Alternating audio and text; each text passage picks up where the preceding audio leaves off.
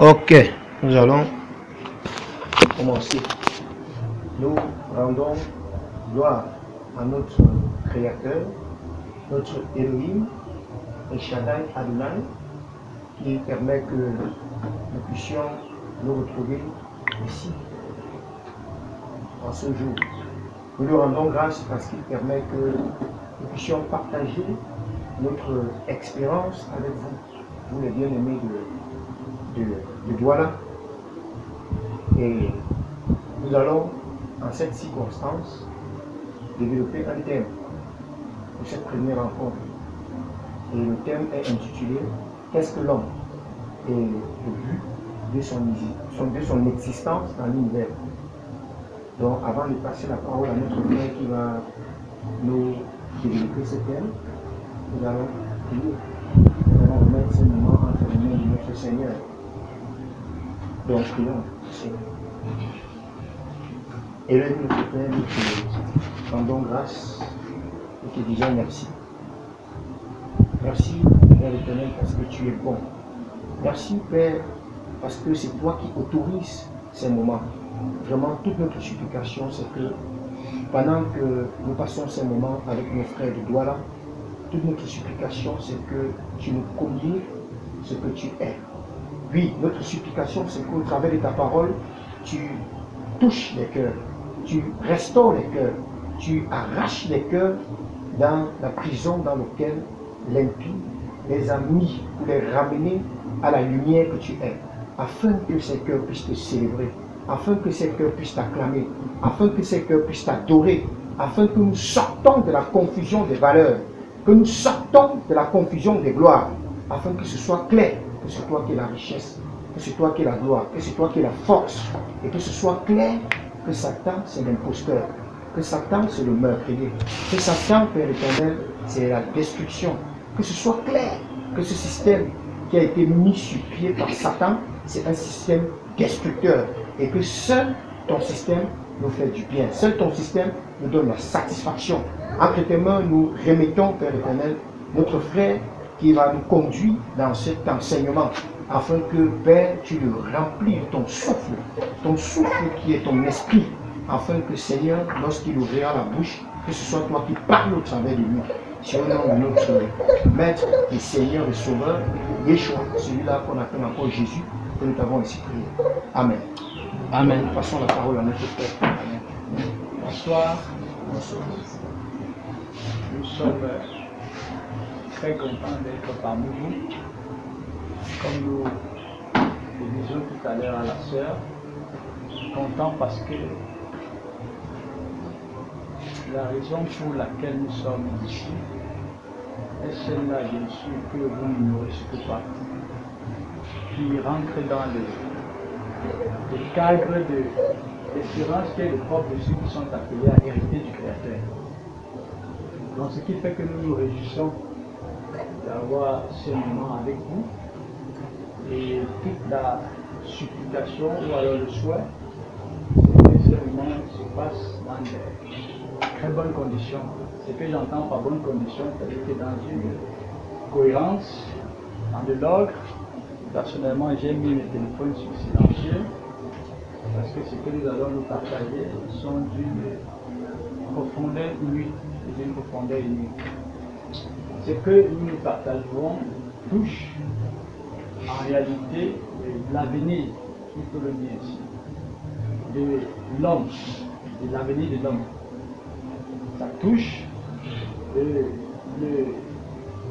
l'espérance, c'est-à-dire auquel ceux qui sont appelés à hériter du Créateur, l'espérance auquel ils sont destinés.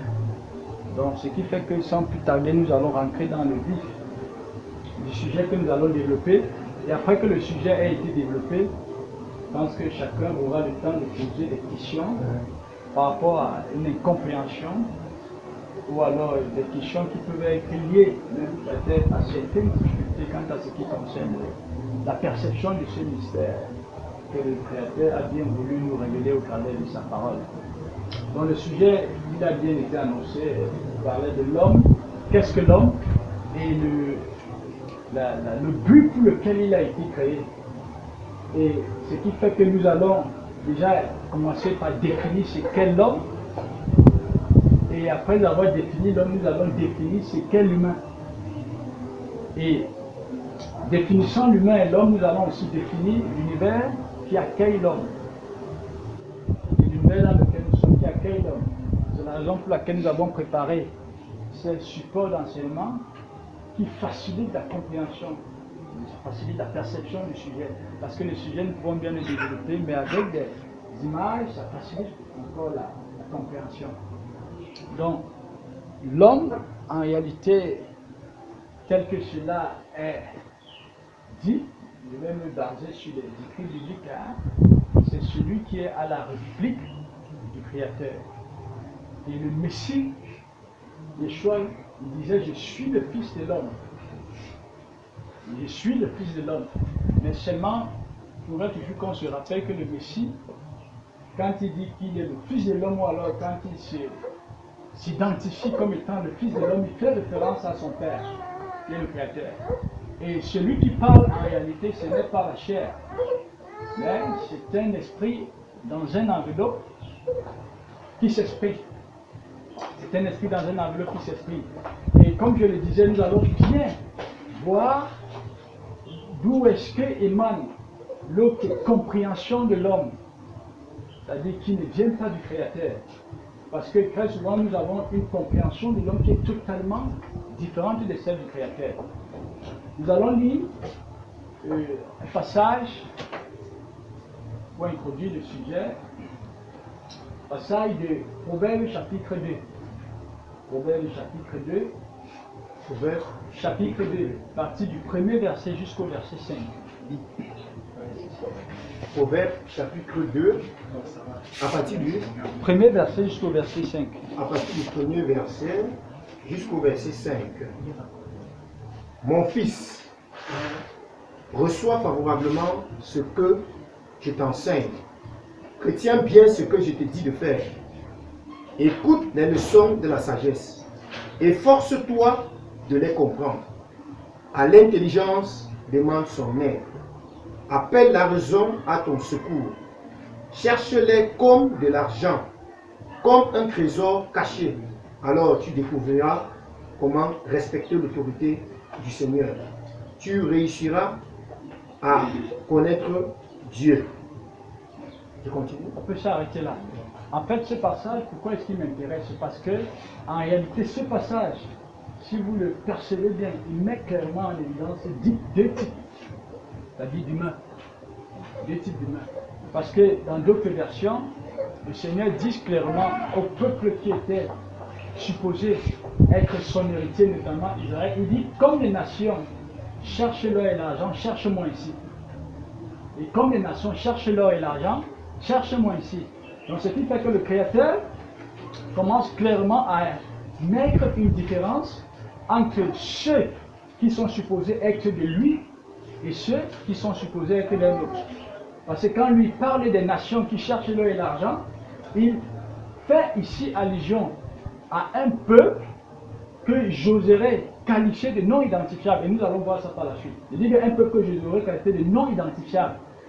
Et il dit donc à son peuple que comme les nations cherchent l'or et l'argent, justement parce que les nations ont un système de pensée, ou alors on peut dire une identité, les nations ont une identité qui est différente de celle du Créateur.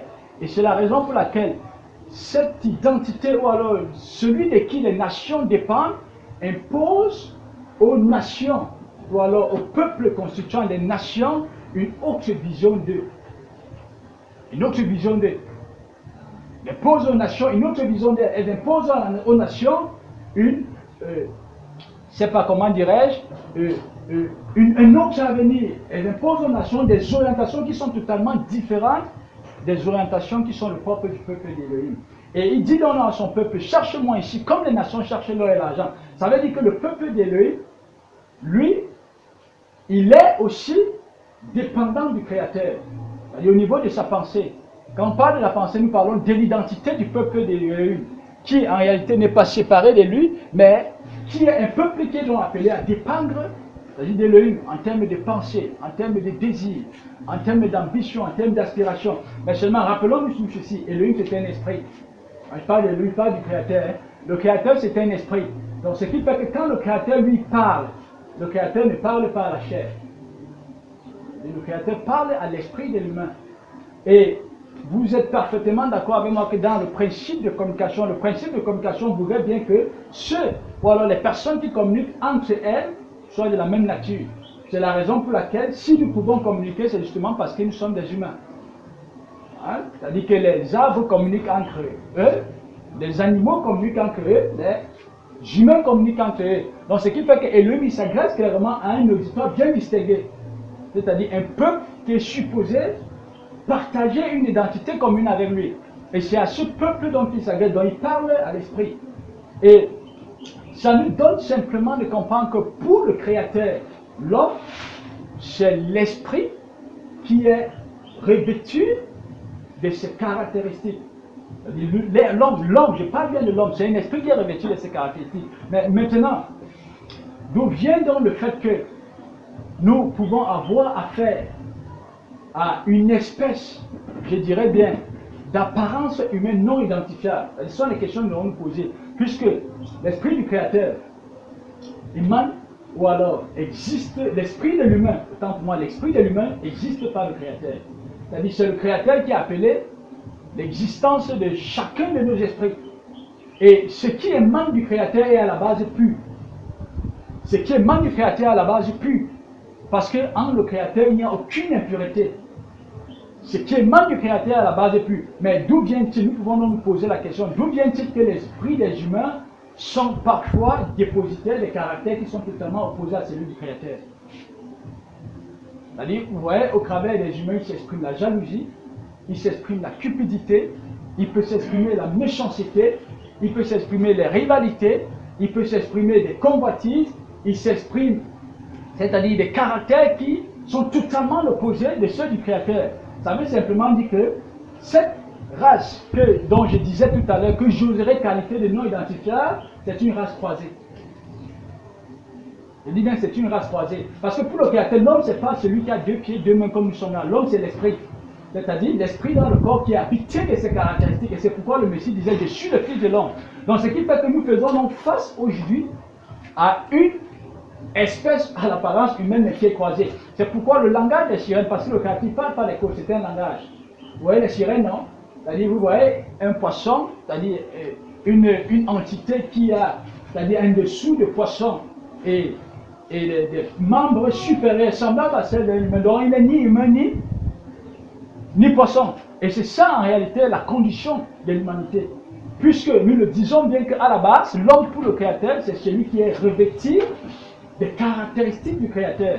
Et c'est pourquoi le Messie disait qu'il est le Fils de l'homme. Et quand on observait bien le Messie c'est quelqu'un en qui on ne pouvait démanteler aucun vice de tout ce que nous venons d'énumérer. Bon, observons donc le comportement des hommes au quotidien. Mais les hommes sont gouvernés par tous dont nous venons d'énumérer. Et c'est de ça dont l'apôtre Paul parlait. Il disait, sache qu'à la période finale de l'histoire dans le livre de 2 Timothée, pense à partir du verset 2 Timothée, chapitre 3, à partir des versets 5 et 4, où il énumère clairement les vices, c'est-à-dire des démons qui seront le propre des humains. Parce que quand on parle du Créateur, ou alors quand on parle de Satan, les gens qui ont des liens très touchés et très conscients avec Satan nous ont menti. Parce que leur objectif c'était de nous orienter vers une fausse cible. Satan, personne ne le verra jamais avec les yeux physiques. Satan, c'est un esprit. Satan, on peut aussi dire que c'est une conscience, c'est une oxygène, mais impure. Tout comme le Créateur, c'est un esprit qui se révèle au travers de son Fils, dont le Messie, Yeshua, il nous informe sur la personnalité du Créateur. De même, les humains nous informent sur la personnalité de Satan. C'est-à-dire que si tu veux connaître qui est le Créateur, ben, tu vas te mirer au travers du Messie. Il dit, celui qui me voit a vu mon Père. Ça veut dire que si vous voulez savoir qui est Satan, observez comment est-ce que ce que je disais tout à l'heure, à l'apparence humaine, se déploie au quotidien. Par les calomnies, par les médisances, par les divisions, par les convoitises, par des désirs, par des pensées, tout ce qui est totalement opposé de ce que le Messie a manifesté. Donc, ce qui fait donc que on se retrouve donc étant dépendant du criminel, c'est-à-dire de Satan. Parce que nous avons, lui, il nous a imposé une autre idée de l'homme qui est totalement contraire à celle de celui de qui nous tirons notre existence. Et ce qui fait que, par moments, nous jugeons même le Créateur. Sans le vouloir, nous sommes capables, nous jugeons même le Créateur. Parce que, observez bien ceci. Vous voyez, il y a des catastrophes qui se produisent dans le monde. Je me rappelle, il y a de cela quelques années, en 2012 au Japon, il y a eu une catastrophe qui s'est produite au Japon, je pense en 2012, où on avait démantelé près de 32 000 morts, quelque chose comme ça. Mais posons-nous la question de savoir, mais le Créateur n'est-il pas si puissant pour sauver ce genre de personnes? Et ce n'est pas la seule catastrophe que nous connaissons. Je pense que nous sommes assez informés. Mais est-ce que le Créateur n'est pas si puissant pour sauver les gens? Pourquoi est-ce que les personnes périssent comme ça? Non, c'est tout simplement parce que pour le Créateur, ces personnes ne sont pas des humains. C'est pourquoi vous allez voir dans les catastrophes, comme les maisons sont balayées, comme les voitures sont balayées, comme des immeubles sont balayés, les animaux sont balayés, les arbres sont balayés et les humains y compris sont balayés. Ça veut dire en réalité, cette espèce qui a l'apparence humaine pour le Créateur, ce n'est pas des hommes. Elle n'est pas différente, c'est-à-dire de tout ce qui subit parfois ces désastres-là. Et maintenant, nous, parfois, nous jugeons dans le Créateur. Mais pourquoi est-ce qu'il a permis ça? Tout simplement parce que nous ne percevons pas comme lui perçoit. Nous voyons par un autre. Nous comprenons par un autre. Parce que pour le Créateur, nous le disons bien, l'homme, c'est l'esprit qui est dans un corps. Et cet esprit qui est appelé à être dépositaire, comme c'était le cas du Messie, de ses qualités, de ses caractères, de ses attributs, afin que cet esprit en soit sa fonction visible. Comme le Messie, lui, il a été la fonction visible du Créateur. Et nous allons revenir sur ces images extrêmement importantes par lesquelles nous allons nous entretenir, parlant de la structure de l'homme. Parlant de la structure de l'homme.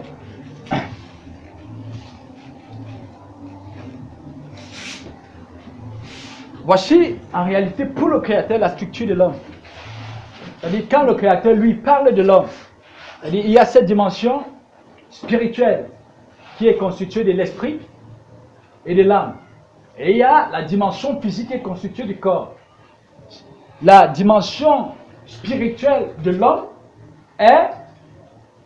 a une absolue, je dirais, ascendance sur sa dimension physique. Ou alors la dimension physique de l'homme est à l'absolu dépendant de sa dimension spirituelle. Parce que selon les principes que le Créateur a établis, le spirituel domine sur le physique. Parce que vous convenez avec moi que chacun de nous ici, nous avons pensé qu'il fallait que nous nous recouvrons ici, mais qu'est-ce qui a pensé? Ce n'est pas le corps. C'est l'esprit qui a pensé, mais les membres l'ont exécuté. L'esprit pense, les membres se déploient. C'est-à-dire que le corps, en réalité, n'est que le véhicule de l'esprit. Donc, ce qui fait que, pour le Créateur, l'homme, c'est dans l'esprit. Surtout et avant tout l'esprit. Rappelons-nous de ces paroles du Messie. Le Messie qui disait que, il dit à son Père que tu n'as voulu ni sacrifice ni holocauste, mais tu m'as formé un corps. Oh Dieu, je viens pour faire ta volonté. Mais celui qui parle, c'est qui? C'est l'esprit dans le corps qui parle. C'est l'esprit dans le corps qui parle. Donc ce qui fait que le Messie, c'est ainsi donc que le Messie était structuré. Et c'est où nous allons comprendre qu'est-ce qui a été à la base de la puissance du Messie. Le Messie était constitué de l'esprit, de l'âme et du corps. Donc l'esprit du Messie avait une ascendance totale, absolue sur son âme. C'est la raison pour laquelle vous allez voir que le Messie, durant ses jours de chair, ses ambitions, ses désirs, ses préoccupations étaient totalement contraires à celui de la masse. Totalement contraires, parce que le Messie savait qu'il est esprit. La compréhension du Messie était totalement contraire à celle de la masse. Totalement contraire à celle de la masse. Parce que l'esprit ayant de la prédominance chez l'âme, le Messie ne peut pas tomber dans ce que nous appellerons la brouille identitaire. C'est-à-dire Satan n'a pas le pouvoir de lui imposer une autre idée de lui. Le Messie sait qu'il est un esprit qui est appelé à être dépositaire des caractères du Créateur afin de les dispenser, notamment à ceux qui sont de lui. Et d'où vient donc que les humains ont une structure totalement opposée à celle du Messie. Nous allons revenir. Voilà donc la structure des humains actuellement sur la terre. C'est-à-dire que l'âme est placée avant l'esprit. L'esprit vient après l'âme. Et quand un humain est à ce stade, il est totalement conscient, il n'est que conscient de sa dimension physiologique. Je dis, il n'est que conscient de sa dimension physiologique. Donc, ce qui fait que quand les Écritures parlent même de l'homme animal, ce sont des personnes qui sont structurées comme ça. C'est pourquoi vous allez voir, observez bien, le déploiement des humains au quotidien. Les humains ne pensent qu'à manger, boire, s'habiller, se construire, se bâtir. C'est-à-dire avoir des maisons, avoir des voitures, avoir des comptes en banque, avoir des femmes, avoir des enfants, avoir des habits, c'est-à-dire tout ce qui est d'ordre matériel. Ce sont des personnes qui sont totalement absentes quant à ce qui concerne le royaume. Parce que l'esprit est mort.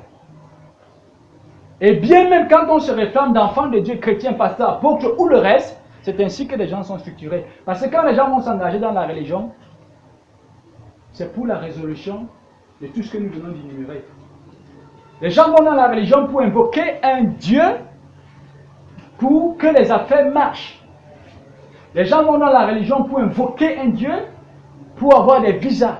Les gens vont dans la religion, s'engagent dans la religion pour invoquer un Dieu pour avoir des mariages, des enfants. C'est-à-dire tout autour que la dimension physiologique. Ça veut dire que l'homme n'est pas différent d'un animal. Observez bien quand vous-même vous avez des chiens à la maison.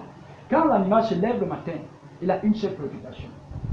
C'est manger, c'est boire et si possible se reproduire sur le plan sexuel. Sur le plan sexuel. Et c'est ça le fonctionnement des humains au quotidien. Même en se réclamant d'enfants de Dieu, apôtres, pasteurs, bishops, papes et le reste. C'est-à-dire c'est ça, cette structure. Mais nous disons bien ceci, puisque l'esprit de l'homme, nous l'avons dit, au départ, ne vient pas de Satan. L'esprit de l'homme, ce n'est pas Satan qui a fait l'esprit de l'homme. L'esprit de l'homme a été fait par le Créateur. Il est dit dans la Genèse que le Créateur va construire l'homme, quand je parle de l'homme, c'est-à-dire il va construire l'enveloppe de l'homme et il va souffler un souffle de vie. Mais d'où vient donc que l'homme manifeste des caractères ou alors des vices qui sont totalement l'opposé de ceux du Créateur. Ça veut simplement dire que les humains ont été pénétrés par une force impure ou alors par un esprit impur. Satan.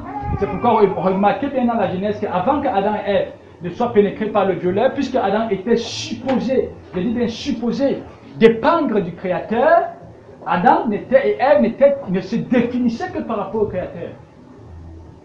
Ils ne se définissaient que par rapport au Créateur. Adam et Ève étaient, je dirais, nus, c'est-à-dire au niveau du vestimentaire, puisqu'en réalité ils étaient habillés, ils étaient nus au niveau de la dimension extérieure, mais ils ne s'en rendaient même pas compte.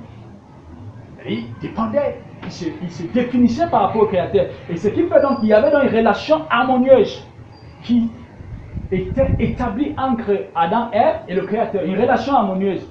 Mais une fois que Adam va être pénétré par le violeur, vous voyez que l'attitude d'Adam va changer. Ça veut dire qu'Adam commence à beaucoup plus à être conscient de sa dimension extérieure. C'est pourquoi les Écritures disent qu'il va prendre des feuilles de figue, il va chercher à se couvrir le corps.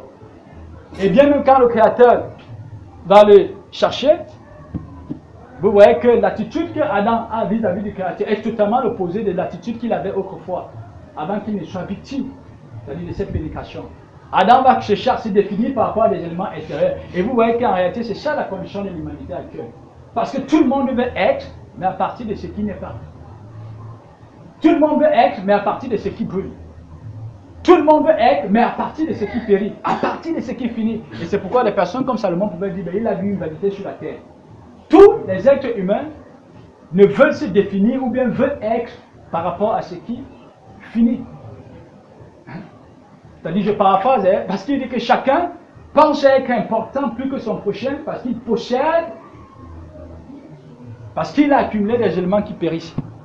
Donc, l'humain donc est structuré d'une dimension matérielle et d'une dimension spirituelle, comme nous le disions. Et la dimension matérielle de l'univers est à l'absolu dépendant de sa dimension spirituelle. Donc, et c'est ainsi aussi que notre univers est structuré. Et nous allons bien le voir. Nous allons revenir sur ce schéma. La structure de l'humain de l'univers qui accueille l'humain. Voilà la structure de l'univers. Donc, ici, considérons cet espace-ci comme étant la sphère du Créateur. peut dire la demeure du Créateur, sa sphère. Cette sphère qui, autrefois, avait été constituée de tous les anges que vous connaissez, même celui qui va devenir Satan, parce que Satan n'a pas été créé Satan, Satan lui juste dit opposant, il a été créé Lucifer. Ce qui fait que ça c'est la sphère du Créateur qui lui est hors du temps. Et le deuxième cercle que vous voyez, c'est-à-dire le cercle bleu, mais le grand cercle, c'est ça l'univers, ou ce que vous pouvez appeler le monde. Mais seulement, le monde, il faut toujours qu'on se le rappelle, ne se limite pas uniquement à ce que nous voyons. Parce que comme je disais tout à l'heure, tout comme l'homme est structuré d'une dimension matérielle à l'absolu, dépendant de sa dimension spirituelle, ainsi l'univers en est structuré, c'est-à-dire le monde. Et observez bien là, nous avons là, ici, ce que nous appelons l'espace-temps, parlant de la dimension matérielle de l'univers, qui constitue tout ce que nous connaissons, des maisons, des voitures, des routes, des humains, des arbres, c'est-à-dire tout ce qui est physique. Mais seulement l'univers ne se limite pas à ce niveau. Et nous avons aussi ce point noir, c'est-à-dire ce cercle noir, l'aspect hors-temps, qui constitue même l'intelligence de l'univers. Ou alors nous allons l'appeler l'âme de l'univers. Donc ce qui fait que tout comme le corps est à l'absolu dépendant de l'esprit, le corps ne peut effectuer que les mouvements, les désirs, les pensées de l'esprit, n'est que soumis à cela. Ainsi, la structure matérielle de l'univers est à l'absolu soumise à sa dimension spirituelle. Tout comme le corps pense, les membres exécutent, ainsi, la tête pensante de l'univers, que nous allons plus tarder nous allons l'identifier clairement, qui est Satan, puisque étant désintégré de la sphère d'Elohim, il a été propulsé à ce que nous pouvons appeler troisième ciel. Étant désintégré de la sphère d'Elohim, il constitue donc ce qu'on appelle l'intelligence ou bien l'âme de l'univers. Donc ce qui fait que tout ce qui bouge dans l'univers n'est que l'expression de cette conscience. Je dis tout ce qui bouge. Je dis quand vous voyez les humains bouger, c'est l'expression de cette conscience. Parce que le Messie, qui est le modèle de l'homme, quand le Messie Yeshua se déploie, lui aussi, il est l'expression manifeste d'une conscience pure. Et il révèle qu'il le Père. Celui qui me voit a vu mon Père. C'est-à-dire le Messie, il est la fonction visible de la conscience pure du Créateur. Donc tout comme ici, les humains qui sont là sont aussi la fonction visible de Satan. Le problème c'est qu'il y en a qui sont conscients et il y en a qui sont inconscients. Je vais prendre une image pour qu'on comprenne bien. Observez bien le mouvement de la mer quand vous êtes devant la mer. Les vagues de la mer ne bougent pas d'elles-mêmes. Et si possible, quand vous avez même un arbre, c'est-à-dire devant la mer, les branches ou alors les feuilles de l'arbre ne bougent pas d'elles-mêmes. Et vous allez remarquer que plus la force invisible qui agite la vague est puissante ou alors intense, plus le mouvement de la vague est intense. Il y a des vagues beaucoup plus puissantes ou alors beaucoup plus agitées que les autres. Et cela est fonction de l'intensité de la force qui agite l'eau. Plus cette force est intense, plus le mouvement des arbres et des feuilles sont aussi intenses. Ce sont simplement des codes. Nous savons tous que cette force, c'est le vent, qui est une symbolique, c'est-à-dire du souffle, qui peut être soit un souffle pur, soit un souffle impur, ou alors une oxygène impur. Et ça nous donne simplement de comprendre que, tout comme le mouvement, l'intensité du mouvement des vagues, met simplement en évidence l'intensité de la force qui agite les vagues, toute la violence qui peut s'observer dans l'univers, met simplement en évidence l'expression de cette force impure. Impure. C'est pourquoi vous allez bien observer ici. Nous allons énumérer quelques activités. Quand vous rentrez dans le domaine de l'activité politique, l'activité politique n'est que l'expression de cette force, de cette conscience. Parce que rentrer dans la politique, qu'est-ce qui caractérise les milieux politiques? La haine, la cupidité, les concurrences, les jalousies, les rivalités. Est-ce que vous voyez ça? C'est-à-dire tous ces caractères qui sont le propre de Dieu. Rentrer dans le milieu sportif, qu'est-ce qui caractérise le milieu sportif? Les haines, les cupidités, les calomnies, les jalousies, les rivalités. Rentrer dans même le milieu de l'économie, le milieu de la... Je dis tout ce que... Vous voyez clairement que ce sont des vices, des démons qui s'expriment au travers des humains. Donc, au finish, nous avons affaire à une humanité envoûtée. C'est-à-dire une humanité dont je qualifierais encore d'une espèce à l'apparence humaine non identifiable, parce qu'il n'est ni humain, ni démon. C'est-à-dire des êtres croisés, comme des sirènes. Le problème, c'est que nous ne sommes pas conscients de ça, parce que ce que le Créateur appelle homme, ce n'est pas ce que nous appelons homme, quand nous sommes dépendants de cette sphère. Et ce qui fait donc que, au sein de notre univers, justement ici, nous avons, nous dirons, 3 types d'humains.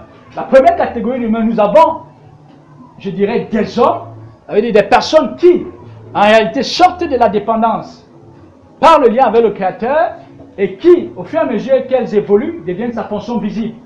C'est-à-dire, ce sont des personnes comme le Messie Yeshua pouvait dire à ses disciples que vous êtes la lumière du monde. C'est-à-dire, ce sont des personnes dont le système de pensée n'est plus dépendant de cette sphère, de cette région spirituelle inférieure, mais le système de pensée commence à dépendre de la sphère du Créateur. La deuxième catégorie de personnes, nous avons des personnes conscientes, c'est-à-dire la haute représentation de ces entités spirituelles méchantes. Puisque tout comme le Messie Yeshua est celui au travers duquel le Créateur se révèle, ainsi ceux au travers desquels l'impie ou alors cette conscience impie se révèle, ben ce sont aussi, je dirais, des entités à l'apparence humaine. Des entités à l'apparence humaine qui sont la représentation de Satan. Et vous allez observer une chose. Ces personnes qui ont des liens très conscients avec Satan ou alors qui sont des démons faits de chair. Et pour le confirmer davantage, regardez bien dans le livre de la Genèse. Genèse chapitre 6. Où il est clairement dit ceci. Je ne sais pas si tu peux lire Genèse chapitre 6. Genèse chapitre 6. Genèse chapitre 6 à partir du premier verset et le premier et deuxième verset. Quand les hommes commencèrent à se multiplier sur la terre et que des filles leur naquirent, les habitants du ciel constatèrent que ces filles étaient bien jolies. Et ils en choisirent pour les épouser. Et ils en choisirent pour les épouser. Alors le Seigneur se dit, je ne peux pas laisser les hommes profiter indéfiniment du souffle de vie que je leur ai donné. On peut s'arrêter là. C'est-à-dire, la Genèse nous révèle simplement, il est parlé des fils du Créateur. Parce que quand on parle des fils du Créateur, qui est totalement différent, c'est-à-dire du Messie, c'est-à-dire ce sont des êtres, puisque Satan, c'est un être qui descend d'en haut, il vient de la sphère du Créateur. C'est pourquoi il est parfois identifié comme, ils sont parfois, ces démons identifiés comme fils du Créateur, parce qu'ils viennent d'en haut. Et il est dit que, puisqu'elles ont vu que les filles des hommes étaient belles, elles sont descendues pour prendre enfant, c'est-à-dire il y a eu un croisement. C'est-à-dire que les démons et les humains. Et ce sont donc ces démons-là, sous l'apparence humaine, qui constituent les leaders de l'univers. Ce sont eux qui gèrent l'univers. Donc ce qui fait que c'est dans la deuxième catégorie des personnes. Et la troisième catégorie des personnes, ce sont les gens, comme nous avons dit, à structure renversée, dont l'âme est placée avant l'esprit, qui sont convaincus qu'ils sont des âmes. Donc ce qui fait que ce sont donc les démons, au travers de leur première représentation, qui imposent à la troisième catégorie cette compréhension. Cette compréhension. Et quand nous parlons de la compréhension, nous parlons de l'identité. Mais comment est-ce que se construit l'identité d'un humain? Mais ce n'est pas la voie du transfert. Ça veut dire qu'un humain qui pénètre l'univers, c'est une conscience dans un corps, comme nous l'avons dit au début, qui pénètre l'univers. Mais seulement au fur et à mesure que cette conscience va se développer, on se rend compte que on se rend vraiment compte que nous avons affaire à quelqu'un qui devient de plus en plus conscient, ou alors l'émanation de cette conscience. C'est pourquoi observez par exemple qu'un enfant de 5 ans n'est pas aussi subtil dans le mal qu'un enfant de 15 ans. Un enfant de 2 ans n'est pas aussi subtil dans le mal qu'un enfant de 3 ans.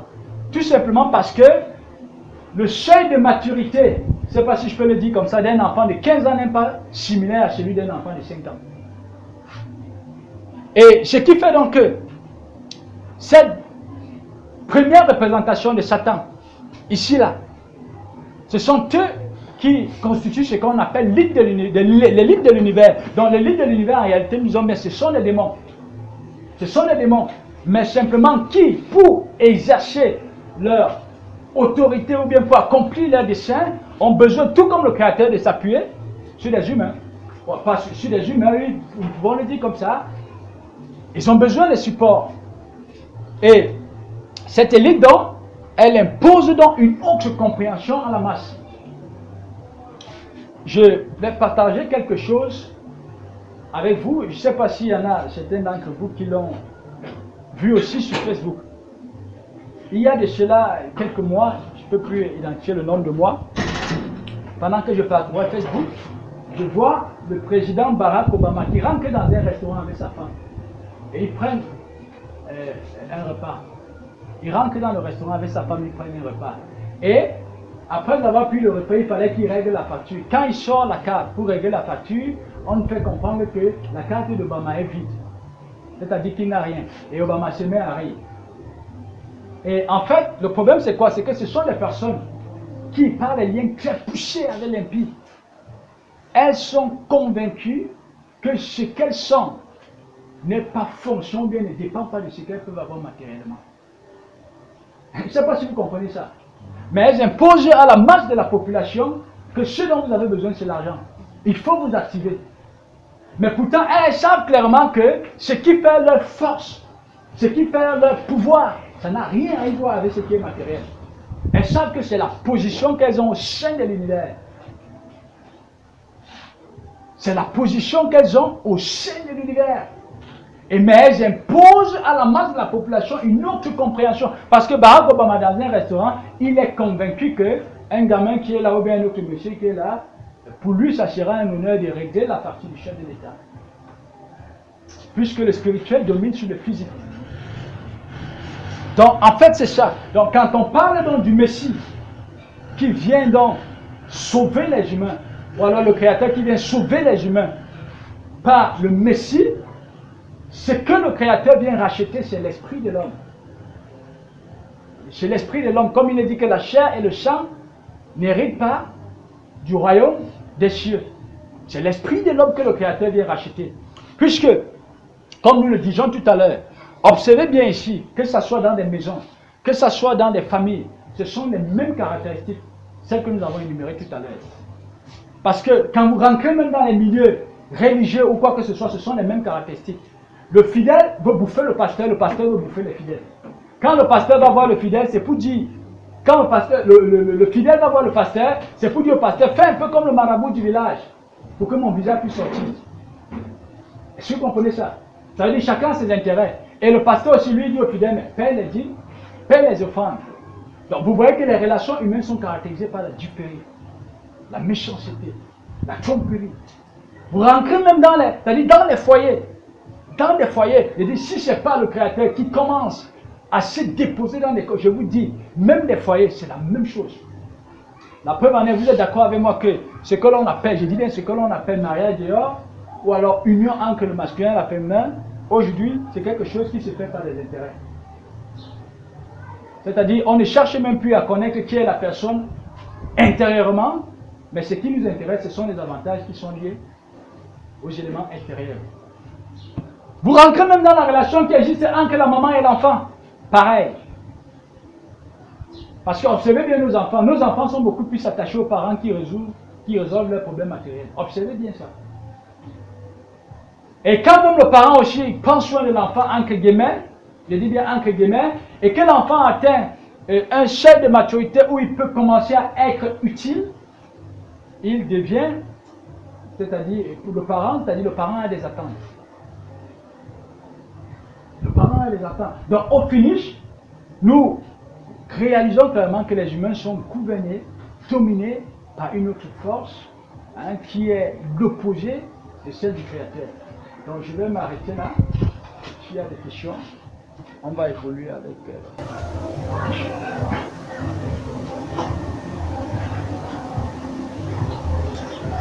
Amen.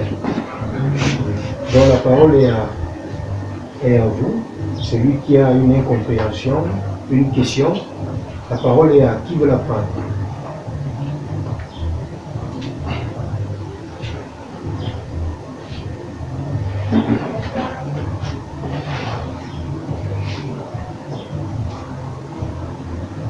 Ouais, c'est une question. Exactement, tout à l'heure, le frère dit, les élites du monde, ce sont des personnes issues des croisements entre les démons et les hommes. Ouais. Donc, c'est à cause des Néphilim dont parle la Bible. Les Néphilim. Ouais, exactement. C'est ça. Donc, ils sont. Bon, moi j'avais une compréhension des Néphilim comme c'était des géants, je sais pas moi, des gens. C'est ça. Un peu différents en aspect. C'est-à-dire un aspect physique. Et si on les voit. Comme on sait que c'est la famille rouge, c'est Rockefeller et consorts qui dirigent le monde. Je ne sais pas si ces gens-là sont des magiciens. Exactement. Mais bon, nous allons reprendre la question. Elle est, comme tu le dis, hein, en réalité, ce sont les Néphilim. Mais seulement Satan, c'est un manipulateur. Satan sait clairement que s'il se laisse identifier, mais personne ne va adhérer à lui. Personne ne va adhérer à lui. Et comme nous l'avons dit tout à l'heure, tout comme Elohim, alors le Créateur a besoin des corps pour se révéler. Comme c'est fut le cas avec le Messie, ou alors comme c'est le cas avec des véritables disciples, des personnes qui prennent conscience de ce qu'ils sont d'abord des esprits et qui empruntent une voie qui est totalement l'opposé de celle que les nations empruntent. Ainsi, Satan a besoin des corps qui seront tout entier disponibles. C'est la personne, quand on voyait par exemple l'Égypte antique, où on parle des pharaons qui avaient apprivoisé le peuple du Créateur, mais croyez-vous donc que c'était des humains simples? Ce sont des cloisés. C'est pourquoi je disais tout à l'heure que ce que nous appelons homme est totalement l'opposé de ce que le Créateur lui appelle homme. Parce que le Créateur, quand il regarde les femmes, quand il regarde les chrétiens, il regarde à l'intérieur. Et Satan, comme nous l'avons dit, puisque c'est un être qui descend d'ici, et d'après les principes que Elohim a établis lui-même, il a une ascendance absolue sur toutes les lois de la nature. C'est-à-dire, il a une ascendance absolue sur le cosmos, ou alors sur la dimension matérielle de l'univers. Donc, ce qui fait qu'il est capable, je dis bien, il est capable de prendre une dimension d'apparence de l'homme. Je dis d'apparence de l'homme. Et l'objectif, c'est lequel? C'est perdre dans les esprits. Ce qui fait que quand vous voyez par exemple des personnes, je partageais avec mes frères il y a quelques jours, vous entendez un grand chef d'entreprise, peut-être de Coca-Cola, vous le voyez avec la cravate, comme nous le mettons là avec des verres, vous êtes convaincu que c'est les humains. Et ça suscite en vous des passions, des convoitises, mais vous êtes ignorant de ce dont nous combattons. C'est très bien. Durant votre exposé, vous avez parlé de l'homme, mais à la fin, j'ai voulu entendre quelque chose, peut-être, quel est donc le problème que l'homme a aujourd'hui avec Dieu? D'accord. Ouais. C'est une très bonne question. Nous avons touché le véritable problème que l'homme a aujourd'hui avec Dieu. Et à la fin de votre exposé, vous avez dit que Jésus est venu sauver l'esprit. Ouais. Maintenant donc, quel est donc pourquoi l'être humain doit être sauvé? C'est la deuxième question. Si Jésus est venu sauver, pourquoi l'être humain doit être sauvé? D'accord. Quand j'ai parlé de l'homme, je dis bien ceci, que l'homme, c'est un esprit dans un corps qui est revêtu des caractéristiques du Créateur. C'est ça l'homme. C'est-à-dire un esprit dépourvu de ces caractéristiques pour le Créateur, ce n'est pas l'homme. Parce que pour le Créateur, l'homme, ce n'est pas la chair, mais c'est l'esprit.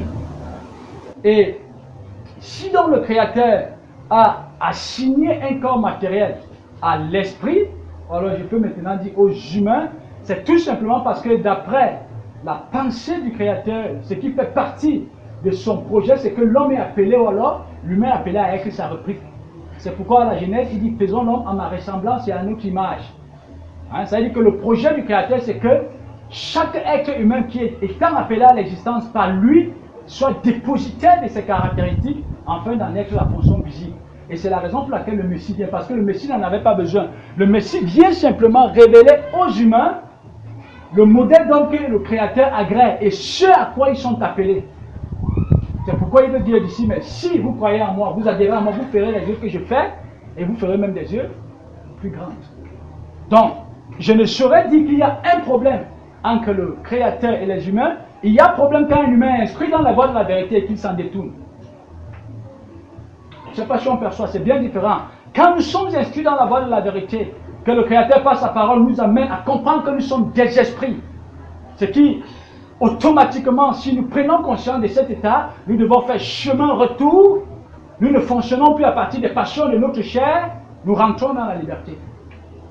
C'est-à-dire, nous rentrons dans ce que le Créateur a prévu pour nous, notre héritage, qui est son identité, parce que l'héritage auquel le Créateur destine chacun d'entre nous, c'est lui-même. Ce sont ses caractéristiques, c'est son identité. C'est pourquoi dans le livre de Deutéronome, chapitre 10, au verset 9, le Créateur dit quoi? Que Lévi n'a pas d'héritage avec ses frères. Je suis l'héritage de Lévi, et Lévi est mon héritage. Mais le Créateur, lui, il est esprit. Ça veut dire quand le Créateur dit Lévi est mon héritage, ou je suis l'héritage de Lévi, le Créateur s'adresse à quoi? À l'esprit. Parce que la chair et le sang n'héritent pas du royaume. Je ne sais pas si j'ai répondu à votre question. Il y a deux questions. Oui, la deuxième, si vous pouvez me rappeler. Tout à l'heure, vous avez dit que Dieu est venu sauver l'esprit. Voilà. Moi, je pose la question, pourquoi l'être humain doit automatiquement être sauvé? Mais l'humain doit être sauvé parce que ce que le Créateur a prévu, c'est que l'humain soit sa représentation au sein de l'univers. Et après, tel que cela est bien annoncé dans les Écritures, que cet univers soit détruit, mais que l'humain rentre dans l'éternité. Parce que les projets que le Créateur a pour l'humain, ces projets concernent l'esprit. Parce que lui, il est esprit. Les projets que j'ai pour toi, disait Jérémie, ce sont des projets de paix. Et non des projets de malheur. J'ai une question avant que tu ne répondes. En fait, je me présente, je suis Aaron. Je voulais savoir, qu'est-ce qui s'est passé pour que c'est l'âme qui procède? Parce que vous avez expliqué là-bas, c'est l'esprit, vous avez parlé de l'homme esprit. L'esprit, donc après, quand vous avez expliqué, en fait, qu'est-ce qui se passe? C'est que pour les hommes ou les humains, c'est que en fait, c'est que l'âme vient en premier, l'homme voit l'esprit qui vient en second. Alors, qu'est-ce qui s'est passé pour qu'il y ait cela? Ouais. Quel est le problème pour qu'il y ait cela? Oui, c'est une très bonne question et nous l'avons même aussi touché, mais nous allons revenir là-dessus. Nous avons dit ceci.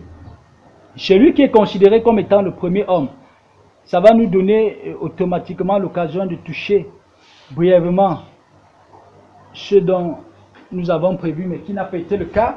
Celui qui est considéré comme étant le premier homme, Adam et Ève, c'est ainsi qu'Adam et Ève est supposé être structuré.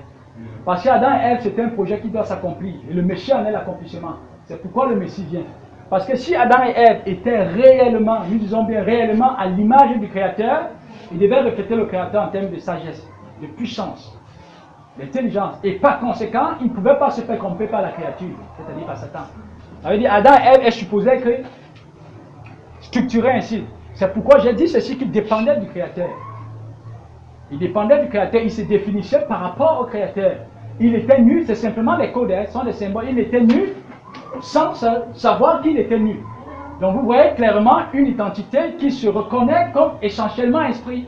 Bon, quand Adam, donc, ce qui s'est donc passé, a été pénétré par le bandit, par le violeur, la structure d'Adam va donc être renversée. Monsieur, vous comprenez, en fait, c'est le bandit. Mais oui, c'est lui qui est venu renverser la structure de l'homme. Parce que ce qu'il faut bien comprendre, c'est que personne ne pense ce qu'il veut. Est-ce que toi, tu penses ce que tu veux? Si nous sommes sincères, écoutons-nous, personne ne s'en pense ce qu'il veut. Personne ne désire ce qu'il veut. Je dis, il y a des pensées qui vous sont imposées, mais vous pensez que ça vient d'où? Mais ça vient des démons. Ça vient des démons. Donc, ce qui fait que c'est donc Satan, après avoir pénétré les humains, qui leur impose une autre idée d'eux. Donc, je comprends plus clairement, ça veut dire que en fait, c'est Satan qui est la cause de la chute d'Adam, le premier homme. Oui, bon. Oui, disons comme ça, mais il n'y a pas de chute en réalité. Pourquoi? Non, je dis en fait par. T'as dit, je comprends. Oui, j'ai bien compris, oui, c'est ça. T'as dit, c'est pourquoi je dis disons comme ça. Parce qu'en réalité, il n'y a pas de chute. C'est aussi important que nous revenions là-dessus. Parce que Adam et Ève, nous disons bien, étaient supposés dépendre du Créateur. Mais est-ce que le Créateur ne savait pas que cet esprit, cette entité n'avait aucun pouvoir devant Satan? C'est la raison pour laquelle il faut donc que le Messie vienne. Parce que c'est le Messie qui vient justement élever les humains à l'image du Père, du Créateur. Oui, je voulais dire quelque chose par rapport, je crois qu'il offre un compte très bien à votre question. Ce n'est pas que. C'est à lui d'apprécier ça au fond. Excusez-moi, s'il vous plaît. Ce que j'avais dit, parce qu'il faut que je sois C'est satisfait. enregistré, s'il vous plaît. Si du moins, permettez un peu, si du moins le frère explique ma question et il doit me demander si je suis satisfait. Parce que si je ne suis pas satisfait, avait dit qu'en fait, je trouve d'autres raisons pour lesquelles, en fait, ce qu'il est en train de vouloir répondre n'est pas basé. Parce que je vais reposer ces choses. Je crois que aujourd'hui, il y a une seule chose qui nous ramène, c'est que nous parlons du Créateur, que nous parlons de l'homme. Donc en fait, nous croyons que le Créateur, je crois, que le Créateur a un testament, ça veut dire qu'il y a une Bible. On a commencé par là. Ça veut dire qu'on ne peut pas comprendre le Créateur si on ne rentre pas sur ce que lui, il a établi. Donc ça veut dire, si on ne peut pas connaître un Créateur sans qu'on le connaisse ce qu'il a décidé. Donc je crois que, en fait, moi je vais dire ceci, pourquoi? Parce que je crois fermement que si on va bien vouloir reprendre des choses, et en fait être aspect par rapport au Créateur de l'homme, nous allons rentrer dans ce que le Créateur, c'est-à-dire la parole de Dieu, la Bible. Donc c'est un peu là, je m'arrête à voilà. Donc ce que je voulais dire, c'est que quand on dit que la structure de l'homme a été renversée, ça ne veut pas dire que l'homme devient un âme, un esprit et un corps. C'est juste que Satan vient mentir à l'homme qui n'est pas esprit, mais qui n'est qu'une âme. Mais entre-temps, l'homme est toujours esprit, âme et corps. Mais c'est Satan qui ment à l'homme qu'il est d'abord une âme, avant d'être un esprit et un corps. Je ne sais pas si on se comprend très bien. Donc c'est ça. Donc ce qui fait que c'est dans un humain dont le fonctionnement est totalement contraire à celui dont le système de pensée est dépendant du Créateur. Et comme il a dit tout à l'heure, il y a 3 catégories d'hommes. Il y a cette catégorie qui est l'élite du monde. Il y a des hommes qui prennent conscience, qui sont esprits, mais esprits pour épouser le caractère du Satan, pour dominer sur les autres. Il dit parmi nous, ceux qui nous dominent généralement, ce sont ceux qui prennent conscience qu'ils sont esprits pour épouser l'identité du caractère de Satan, pour dominer sur celui-là que Satan trompe, qui n'est qu'une âme vivante, qui n'est que conscient de l'univers matériel. Mais maintenant, il y en a qui vont au-delà, qui comprennent clairement qu'ils sont esprits, mais pas esprit dépositaire les caractéristiques d'Élohim, mais esprit dépositaire les caractéristiques de l'impie. Et c'est pourquoi ils orientent ceux-là qui sont considérés comme les âmes vivantes vers ce qui brûle. Mais entre-temps, comme il parlait d'Obama, Obama lui il est conscient qu'il est esprit. Mais jusqu'à là, Satan le trompe parce qu'il croit qu'il est esprit, dépositaire des caractères de Satan. Donc pour lui, c'est Satan qui est Dieu. C'est pourquoi il peut dominer donc celui qui croit qu'il n'est qu'une âme vivante. C'est pas si vos J'ai questions. deux questions, mais ça va. Ça va. C'est pas si vos questions, ça va. J'essaie de donner d'abord l'espoir. Je ne suis pas tellement satisfait dans un point, mais je crois qu'en fait, c'est donc tu l'as expliqué. Vous permettez une autre chose. Voilà. Avant de commencer, excusez-moi ce que je veux dire. Nous continuons, Dieu nous continue ce qu'il veut. Pourquoi je le dis? On appelle ceci testament. Alors, imaginons que vous ayez un père qui est dit sa pensée dans le testament. Et si quelqu'un vient vous dire autre chose, ici qui est écrit dans le testament, c'est un gars dangereux. Alors, j'aimerais bien que vous répondiez aux questions en vous tenant sur le testament. Donc, vous parlez de l'âme qui a été bouleversée, tout, vous ne prenez aucun verset qui appuie ce que. Alors, il a dit ceci, que l'esprit est mourant. Mais Christ dit, Luc 9,60, laisse les morts ensevelir leurs morts. Donc, répondez aux questions en vous tenant Sur le testament. voilà. D'accord. Nous avons compris. Ouais. Vous avez dit quelque chose tout à l'heure qui m'a pas convaincu en ce qui concerne au niveau de la création. Que si l'homme a chuté, c'est parce que l'homme ne peut pas faire à l'image de Dieu. Bon, la Bible nous dit quoi? Genèse 1, le verset 26. Non, déjà, il faudrait qu'il accepte de reconnaître, ça va dire ça tout à l'heure. Oui. Non, Oui, on a dit, c'est ce qu'on a dit. Que si l'homme a chuté, c'est parce qu'il n'était pas fait à l'image de Dieu. Bon, la Bible est claire. Genèse 1, verset 26. Est-ce que vous pouvez lire, s'il vous plaît? Super. Si vous répondez Genèse 1, verset 26. du testament. Genèse 1, verset 6. Puis Dieu dit, faisons l'homme à notre image. Alors, j'aimerais que vous demandiez. Faisons l'homme à notre image. Alors, si ce n'est pas Dieu qui parle. Selon notre ressemblance, et qu'il domine sur les poissons de la mer, sur les oiseaux du ciel, sur le bétail, sur toute la terre et sur tous les reptiles qui rentrent sur la terre. Faisons l'homme à notre image. Et lorsque nous lisons Jean 4, le verset 24, nous savons que Dieu est esprit. Hein? Ça veut dire quoi? Le frère a bien dit tout à l'heure que l'homme a été formé C'est-à-dire, quand Dieu zoome l'homme, c'est son esprit qui zoome. Là, je suis totalement d'accord. Tout à fait mal. Mais d'où vient donc la chute de l'homme? 1. Est-ce que l'homme a chuté parce qu'il ne ressemblait pas à Dieu? Puisque la Bible me dit que l'homme a été créé à l'image et à la ressemblance de Dieu. Ça veut dire que Dieu a d'abord fait homme, l'homme esprit. Or, sa chute vient de quoi? Parce que l'homme a désobéi. L'homme a désobéi. En accord avec Genèse 2, le verset 17. Or, Dieu l'a donné une interdiction. Dieu n'a jamais mangé l'arbre de la connaissance du bien et du mal. Or, nous savons tous que l'homme a mangé. Et quand il a mangé, il est spirituellement mort. C'est d'où vient la chute de l'homme. Or, la chute de l'homme ne vient pas parce que il n'a pas, au départ, il n'a pas été fait à la ressemblance. Il a été fait à l'image et à la ressemblance de Dieu. Mais sa chute vient du fait qu'il a mangé l'arbre de la connaissance. C'est là où il est spirituellement mort. Et aujourd'hui, si nous avons un problème, ce point, je vous ai posé ce problème que quel problème l'homme a aujourd'hui avec Dieu? C'est parce que nous sommes séparés de Dieu. Tout ce qui vient sur la terre vient étant spirituellement mort. Or, c'est le pourquoi l'être humain doit naître de nouveau. Or, en dehors de ça, tout ce que nous pouvons parler, si nous ne déterminons pas la raison pour laquelle nous ne mettons pas, si nous ne posons pas le diagnostic, nous ne pouvons résoudre aucun problème. Au départ, qu'est-ce qui s'est d'abord passé? L'homme a désobéi et puis il y a eu séparation de l'esprit. Et quand Adam mangeait, la Bible dit dans Acte 17, le verset 26, que tous les hommes du monde entier, que tu sois noir, chinois, américain, africain, sont d'un seul sang. D'un seul. Donc le jour où Adam a mangé l'arbre de la connaissance du bien et du mal, tout le monde. Donc quand tu viens ici sur la terre, tu viens étant spirituellement mort. Est-ce que tu as déjà résolu ce problème? C'est la partie du diagnostic. Voilà, donc je vais dire deux mots. Deux mots parce que ce que je vais vraiment éviter, c'est que se développer dans des polémiques. Ce qui est sûr, c'est que nous ne sommes pas obligés de nous accorder sur certains points.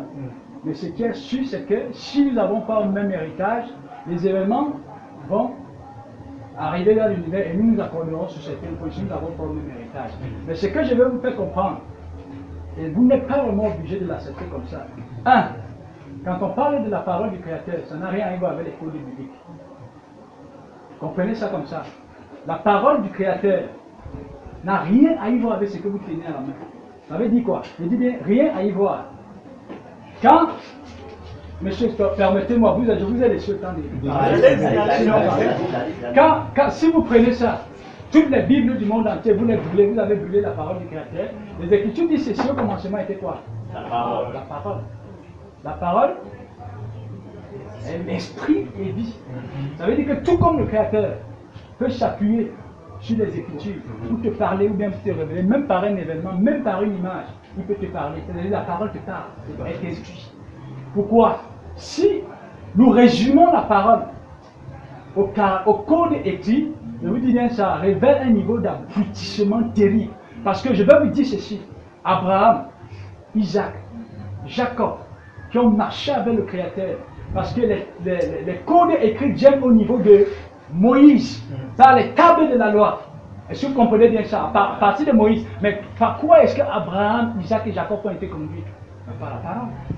La parole, c'est l'esprit. La parole, c'est le caractère du Créateur. C'est la personnalité du Créateur qui confère à un humain par des événements, des situations, tout ce que vous pouvez rencontrer. Si vous êtes dans l'intelligence, le Créateur vous transforme. Attendez. Est-ce que vous comprenez bien ça? Et je reviens donc maintenant sur Adam. Pour qu'on comprenne bien. Hein. Je vous dis, quand on dit, si je dis je suis à l'image, suivons bien, si je dis je suis à l'image de Christian, ça veut dire que tel que Christian pense, c'est comme ça que je pense. Parce que ce que Christian est, c'est l'esprit. Ça veut dire c'est un peu comme si on pouvait diviser Christian, Christian me donne une partie de son esprit. Ça veut dire que ce que Christian pense, je le pense. Je suis comme Christian. L'intelligence qui se déploie au travers de Christian, elle sera la même qui se déploie en moi. Si vous comprenez ça. Mais si Adam et Ève sont à l'image, ou bien étaient à l'image du Créateur, mais croyez-vous, c'est pourquoi j'ai dit ceci, mais croyez-vous qu'ils puissent se faire séduire par la créature? Parce que si vous appelez, comment vous avez dit, Crépin, si vous êtes à l'image du Créateur, je dis bien ceci, ça veut dire que vous reflétez le Créateur en termes de puissance, de sagesse. Et au finish, vous êtes sa fonction visible, comme le Messie dit. Il est dit dans les Écritures que le Messie est l'image visible de l'Élohim invisible. C'est-à-dire c'est lui-là à l'image du Créateur. Et c'est donc la raison pour laquelle Satan n'aura pas le pouvoir de tromper le Messie. Si vous comprenez ça, c'est-à-dire l'image du Créateur, et qu'à l'image du Créateur, c'est sa fonction visible. Ça veut dire quand on voit Christian, quand on voit Franck, quand on voit qu'on a vu le Créateur. Mais pensons-nous donc que nous pouvons être à l'image du Créateur. Et que la créature, parce qu'il est dit que tout a été appelé à l'existence par quoi? La parole. Ça veut dire que Satan est une créature qui a été appelée à l'existence par la parole. Mais comment se fait-il que toi tu partages une identité commune avec la parole et que la parole vient te faire tomber? Tout à fait. Quelle confusion. Bon, avant que vous ne preniez la parole, j'ai un ajout par rapport à ce que mon frère a dit. Tout ce qu'il dit est écrit dans les codes écrits. Voilà, je vais le lire. On est dans 1 Corinthiens 15, à partir du verset 45. En effet, l'Écriture déclare, le premier homme, Adam, devint un être vivant. Mais le dernier Adam est l'esprit qui donne la vie. Hein? Le deuxième Adam est l'esprit qui donne la vie. C'est pourquoi... Le dernier, pas le deuxième, le dernier. Écoutez un peu s'il vous plaît. On dit bien ceci. Disons même le dernier, si vous voulez, c'est la version pensée pour on dit le premier homme devient une âme vivante. Le deuxième homme, une âme vivifiante. C'est pourquoi le deuxième homme n'a pas pu être manipulé par Satan dans le désert. Parce qu'il était le reflet de Elohim. Et Elohim ne peut pas être manipulé par Satan. J'espère que je comprends très bien. Quand on dit que Adam était une âme vivante, Adam avait un esprit qui a été donné par le Créateur et qui était prédisposé à épouser l'identité du Créateur. Quand il dit faisons l'homme à notre image, pour qu'il soit notre ressemblance, c'est un projet que le Créateur a pour Adam. Il veut faire de Adam un âme vivifiant, un esprit vivifiant. Parce que Adam ne peut pas encore donner la vie, parce qu'il est en dehors de la vie. C'est pourquoi on dit de lui qu'il est une âme vivante. C'est pourquoi on dit du Messie qu'il est une âme qui donne la vie. Et il est dit dans Genèse 3, à partir du verset 1, que le serpent était le plus rusé. Et quand on parle du serpent, quand vous parlez de l'Apocalypse, on fait référence à qui? À Satan. Satan est un esprit créé par Elohim, Dieu, Yahvé. Et l'homme est aussi un esprit créé par Yahvé. Mais l'homme qui est dépourvu des caractères de Elohim est inférieur à Satan. Je ne sais pas si on se comprend. C'est vrai que quand Satan revêt l'identité d'Elohim, qu'il est au-dessus. Quand l'homme revêt, quand l'être humain devient un homme qui est celui-là qui est le reflet d'Elohim, ce n'est qu'en ce moment-là qu'il est au-dessus de Satan. Donc quand il dit faisons l'homme à notre image pour qu'il soit notre ressemblance, c'est un projet. Est-ce que ce projet n'a pas été matérialisé? Non, voilà, c'est ce projet qui est en cours. C'est ce projet qui est en cours de matérialisation. C'est ce projet qu'il est en train de réaliser. Il le réalise au travers de qui? Au travers de son fils. Pourquoi est-ce que Elohim a sacrifié l'agneau après la chute d'Adam et Ève? Parce qu'il voulait montrer à l'homme qu'il n'a pas créé l'homme pour l'envoyer sur la terre pour qu'il soit sain. Parce qu'il sait que si l'homme est seul, il sera mangé par ses cheveux déchus. Je ne sais pas si on se comprend très bien. Attendez, Non, moi, je comprends pas du tout. mais on parle des Écritures, mon frère. De ça, de vous l'explication.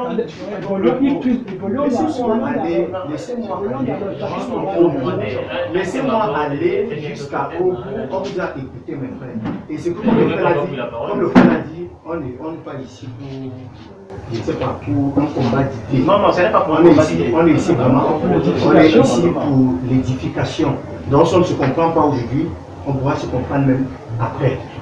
Voilà, parce que même nous que vous voyez là, même moi que vous voyez là devant vous, avant que je comprenne des choses comme ça, avant moi d'enseigner, je disais que j'enseigne, je parle de Dieu, sans savoir que je parlais de Satan, sans savoir que j'étais totalement en dehors de lui. J'ai même fait des trucs terribles, de faire marcher de là, faire ceci, faire cela, en croyant que c'est Dieu qui le faisait au travers de moi, en croyant que cette compréhension venait de Dieu, sans savoir que je ne connaissais pas réellement qui était Satan, sans savoir que quand on entre en communion avec Elohim, on ne peut pas vraiment connaître qui est Satan. Bon, je m'avais maintenant au bout, je vais jusqu'au bout de ma pensée.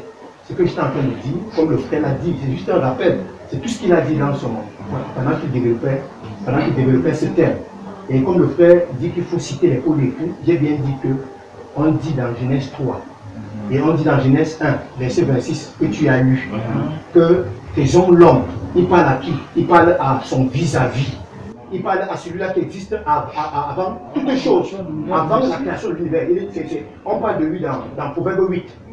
Il dit que quand mon Père façonnait le monde, j'étais auprès de lui. Quand il dit faisons l'homme à notre image pour qu'il soit une ressemblance de nous. Il parle à son vis-à-vis. Et si si Elohim a sacrifié l'agneau après la chute de l'homme, c'est juste pour dire à l'homme que je voulais juste te montrer que si tu es dans le monde seul, tu ne peux pas t'en sortir. Bon, maintenant, moi, je te tends donc la main. Reviens à moi. Et c'est cette main qu'il a tendue à Caïn. Il a dit à Caïn, le péché se touche à ta porte. Il cherche à s'appuyer sur toi pour blasphémer contre moi. Qu'est-ce que toi tu dis de ça? Lève les regards et moi je te donne la force de dominer sur lui.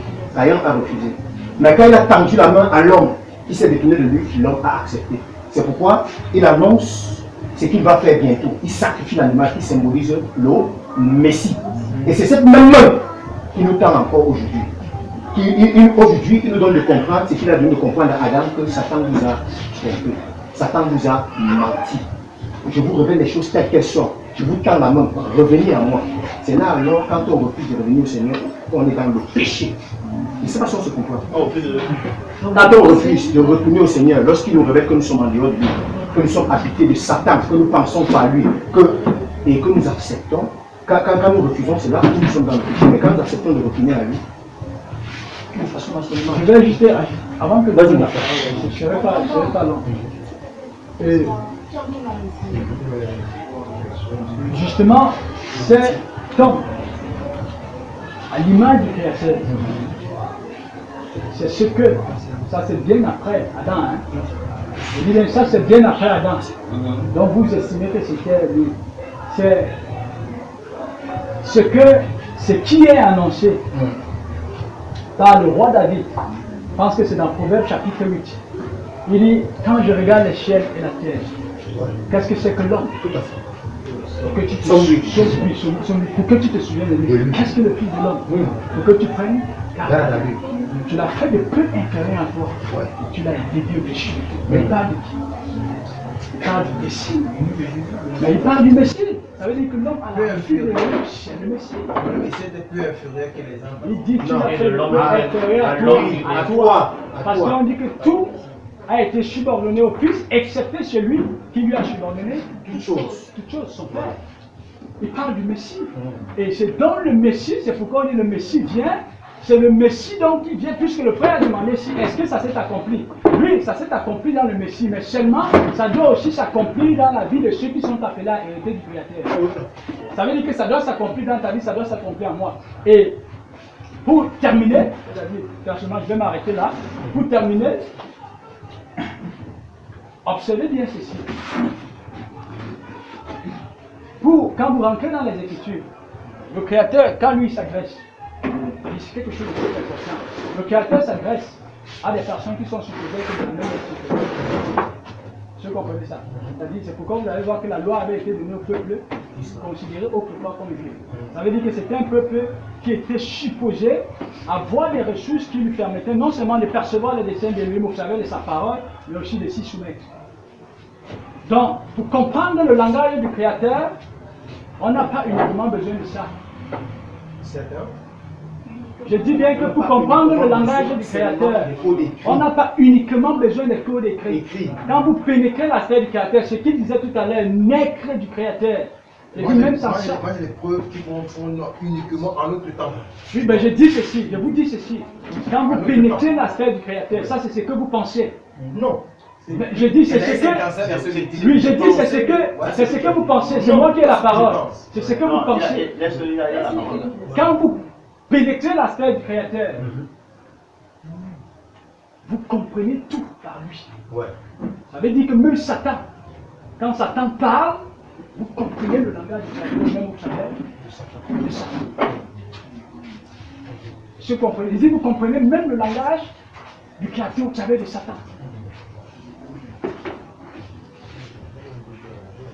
Bon, je vais vous proposer quelque chose. Je vais vous proposer quelque chose. Nous sommes disponibles, nous allons payer pour ne pas mettre les autres mal à l'aise et nous allons nous retirer avec les frères qui sont en train de partager avec eux. C'est ce qu'on va faire. Je pense que c'est ce qu'on va faire. N'est-ce pas? Oui, c'est mieux. Voilà. Donc nous allons demander à notre orateur de nous conduire à la prière de frère. Donc, nous sommes disponibles. On va partager. Je donne la parole à notre frère.